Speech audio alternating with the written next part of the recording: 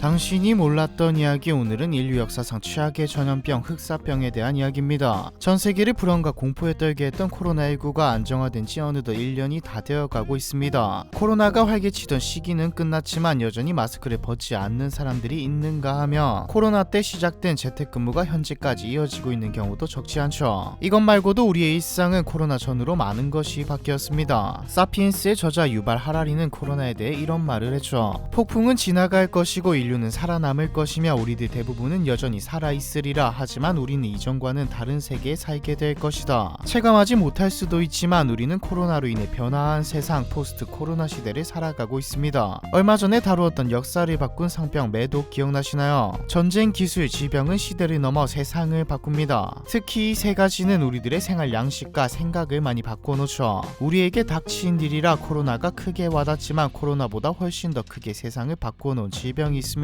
경제, 문화를 넘어 종교와 신에 대한 생각까지 바꾼 질병이죠. 바로 오늘의 주제, 14세기 유럽 전역을 초토화시킨 흑사병 패스트입니다. 지금껏 인류에게는 수많은 재난이 있었지만 사망자의 수만 본다면 흑사병은 인류 역사상 가장 큰 규모의 재앙이었습니다. 흑사병은 1300년대 중반 중세 유럽에서 유행하여 최소 7500만, 최대 2억 명의 인구를 죽음으로 몰아간 것으로 알려져 있죠. 흑사병은 가장 맹렬하게 퍼져나가던 발발 초기인 1346년에서 1353년 사이에 약 10년 동안 감염 지역 인구의 평균 3분의 1의 목숨을 가져갔습니다. 일부 전문가들은 유럽 전체 대륙에서 절반 이상의 인구가 흑사병으로 사망한 것으로 믿고 있죠. 이탈리아의 연대기 작가인 아그놀로 디투라는 자신의 고향 토스카나에 번진 흑사병의 참혹한 현실을 다음과 같이 묘사했습니다. 사람들이 시에나의 여러 곳에서 커다란 구덩이를 파고 수많은 시체들을 산더미처럼 쌓았다. 그리고 마을 이곳 저곳에서 대충 덮어버린 흙더미 사이로 개들이 사체들을 끌어내 뜯어먹고 있다. 대체 흑사병은 어떤 병이길래 이토록 많은 사람들이 한꺼번에 떼죽음을 당한 걸까요? 흑사병이란 이름 자체에 답이 나와 있습니다. 흑사병은 영어로 블랙데스라고 하죠. 이런 이름이 붙은 이유는 혈관 내 응고증으로 괴사하면서 피부가 검게 변하는 특성 때문입니다. 흑사병에 감염되면 처음에는 열이 나고 그 다음에는 다리나 목, 겨드랑이 쪽에 림프종이 붙죠. 그러다 피부의 조직이 괴사되어 손끝과 발끝, 다리 쪽부터 까맣게 썩는 증세를 보입니다. 흑사병은 패스트균에 의해 발생하는 급성 열성 감염병이기 때문에 패스트라고도 불립니다. 사람에게 감염되는 주요 경로는 패스트균을 가지고 있는 쥐벼룩이 사람을 무는 것인데 다른 소형 포유 동물과의 접촉으로도 감염될 수 있죠. 하지만 이건 근대에 들어서서 밝혀진 사실이고 흑사병이 창궐했던 중세 유럽 시기에는 아무도 흑사병의 원인과 감염 경로, 발원지를 알지 못했습니다. 사실 발원지에 대해서는 최근까지도 의견이 분분하죠. 가장 유력한 추측은 중앙아시아에서 시작되어 실크로드를 따라 동서로 퍼졌다는 설인데 1346년 몽골군이 흑해 크림반도의 카파항을 포위 공격하면서 유럽에 흑사병이 퍼졌다고 알려져 있습니다. 당시 몽골군이 흑사병으로 죽은 사람의 시신을 투석기에 담아 성안으로 쏘아보내는 일종의 세균전을 시도했다는 기록도 있죠. 역사학자들은 이를 근거로 흑사병이 아시아에서 비롯됐다고 생각했습니다. 얼마 전까지는 말이죠. 2021년 6월 국제학술지 네이처에 흑사병의 발원지는 키르기스스탄의 이시크로스 근처 천산산맥 계곡이라고 규명한 연구 결과가 실렸습니다. 키르기스스탄의 이시크로스가 위치한 마을은 과거 실크로드의 동서무역 중심지로 추정되는데 연구진은 기상 이변 등으로 키르기스스탄 계곡의 설치류가 부쩍 늘어났으며 이 과정에서 패스트균이 1338년에서 39년 폭발적 변이를 겪고 치명적 전염병이 됐다고 추정했죠.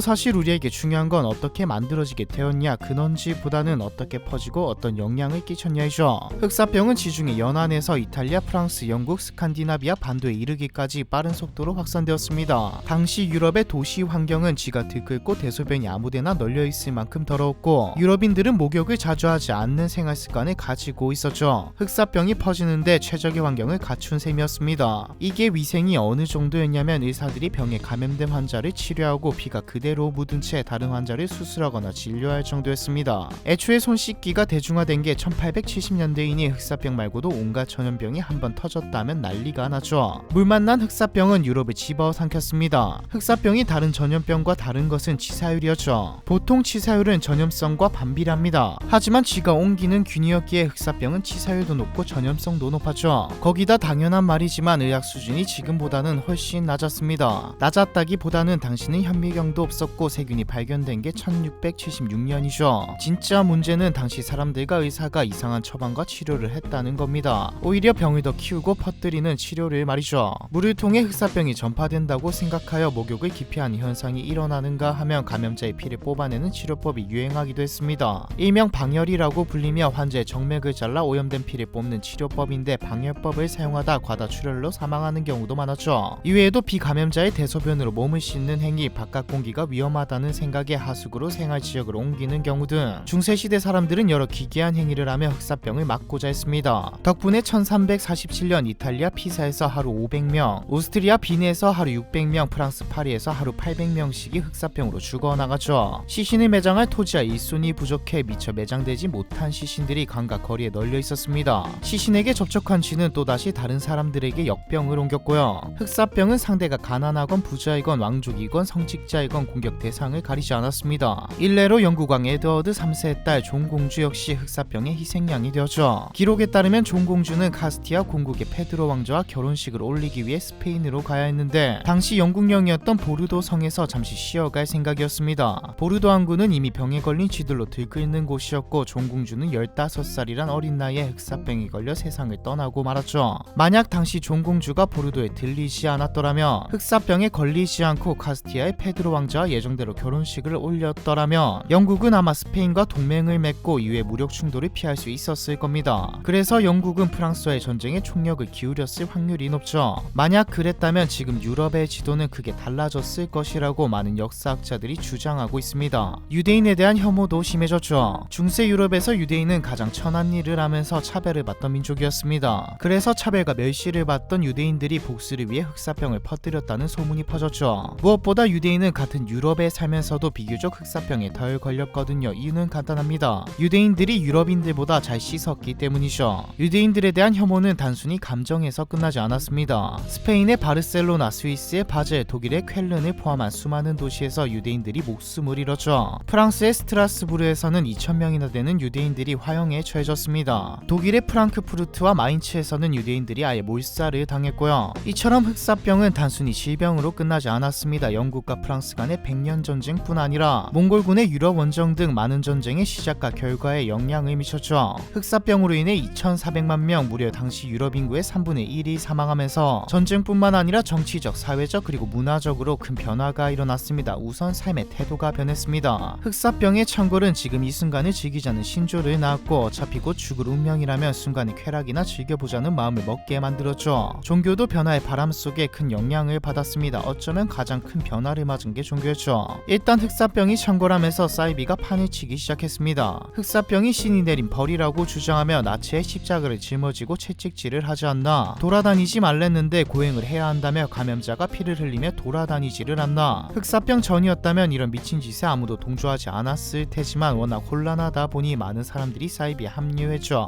독실한 사람들은 타락한 인간에 대해 신이 분노했다고 생각하며 더욱 간절한 참회의 기도를 올렸지만 반면 신이 무력하다고 여기고 신앙심을 내팽개친 사람도 많았습니다. 열심히 기도를 해봤자 속수무책이니 많은 사람들이 교회에 등을 돌리고 그러다 보니 교회의 권위가 흔들리고 인간 위주의 인문주의가 싹트게 되었죠. 프로테스탄교, 우리가 지금 개신교라고 부르는 종교가 나타나게 된 결정적인 단서를 흑사병이 제시했다고도 알려져 있습니다. 당연히 경제도 엉망이 되었습니다. 농업은 의외로 그렇게 큰 타격을 받지 않았죠. 사람이 워낙 죽어나가니 필요한 식량 자체가 줄어들었기 때문에 생산량이 낮아져도 충분히 필요한 양이 나왔습니다. 하지만 상공업의 경우는 많이 달랐죠. 사람들을 직접 만나야 하는 상공업의 경우 절반 이상의 사람이 흑사병으로 목숨을 잃으면서 물가는 폭등했고 물자도 부족해졌습니다. 이렇게만 보면 흑사병이 악영향만 끼친 것 같지만 흑사병으로 인해 좋은 발전이 있기도 했습니다. 가장 많이 바뀐 건 공중보건이죠. 중세에는 하수도 시설이 거의 전무해서 주거지가 밀집한 도심 곳곳에는 사람들이 내다버린 대소변으로 가득했습니다. 프랑스 정부는 흑사병 창궐 이후 위생의 필요성을 깨닫게 되었고 서둘러 하수도를 개발하여 사람들의 배설물을 주거지에서 최대한 먼 곳으로 이동시켰죠. 와닿지는 않지만 프랑스 정부의 결정은 의학적으로 볼 때 위대한 혁신이었죠. 사실 위생이야 일상에 너무 가깝다 보니 그다지 크게 느껴지지 않습니다. 와닿을 만한 변화는 사회와 사회와 경제의 변화이죠. 흑사병으로 인구가 급격히 감소하자 반대로 노동자의 권리는 향상되었습니다. 특히 농노들이 엄청나게 죽어나가면서 일할 사람이 줄어들었죠. 갑과 을이 역전된 것입니다. 영주들은 농노들에게 잘 대접해 주어야 했죠. 농노는 어디에 가서든 일을 구할 수 있었지만 영주들은 그렇지 않았으니까요. 흑사병 이후 영주들은 세금을 줄여주거나 돈을 받고 신분을 해방해주곤 했습니다. 농노는 영국 기준 평균 5배의 임금 상승이 있었죠. 인구의 대부분이었던 농업 인구가 권리를 찾은 것은 단순히 임금 상승으로 끝나지 않았습니다. 사회의 지도층 영주들의 권력 약화로 이어졌고 이는 곧 불평등하고 이치에 맞지 않는 것들에 대한 봉기들로 이어졌죠. 결과적으로 중세 유럽을 지탱하던 농노 제도가 붕괴하면서 상업주의가 팽배하기 시작합니다. 짧게 보면 중세 봉건 제도의 붕괴이자 길게 보면 유럽식 자본주의로 발전하게 되었죠. 여기에다 당시 바다로 나가는 것은 목숨을 걸어야 하는 위험한 일이었습니다. 하지만 육지에서 흑사병이 퍼지면서 차라리 바다에서 항해하는 게 죽을 확률이 더 낮아지게 되었죠. 이건 유럽의 제국주의 가속화로 이어지게 되었습니다. 사람이 줄어들자 살아남은 사람들 중 권력층, 부유층은 새로운 고민을 하게 됩니다. 언제까지 미천한 것들 농노들에게 굽신거리면서 잘해줄 수도 없는 노릇이고 돈을 주고 나니 남는 것도 없네라는 생각을 하죠. 이는 곧 효율, 기술의 발전으로 이어지게 됩니다. 영어와 프랑스어, 독일어 등 자국어 사용과 민족주의가 싹트는 계기도 되었죠. 유럽은 로마 가톨릭 교회와 봉건 귀족 사회가 장악하고 있었는데 이들은 영토하부를 장악했을 뿐만 아니라 심지어 지식까지 통제했습니다. 중세교회는 오직 라틴어 성경만을 인정했고 사제들은 소시민들이 알아들을 수 없는 라틴어로만 설교했죠. 흑사병으로 수많은 성직자들이 숨지면서 라틴어를 읽고 쓸 수 있는 사람들도 줄어들면서 각 지역과 국가의 언어와 문화, 민족주의가 그리고 유럽 간의 문화 차이가 극심해졌습니다. 동시에 성직자들이 죽어나가는 것을 보면서 뭐야 쟤들도 특별한 존재가 아니라 우리와 같은 사람이네라는 생각을 하면서 과도하게 종교적이었던 그래서 사회 발전까지 가로막고 있었던 교회의 권위는 무너졌죠. 흑사병은 1352년과 1353년 사이에 잦아들기 시작했습니다. 하지만 유럽은 흑사병 이후 완전히 다른 세상에서 살게 되었죠. 인류 역사상 최악의 전염병 역사를 바꾼 흑사병에 대한 이야기 이번 편은 여기까지입니다.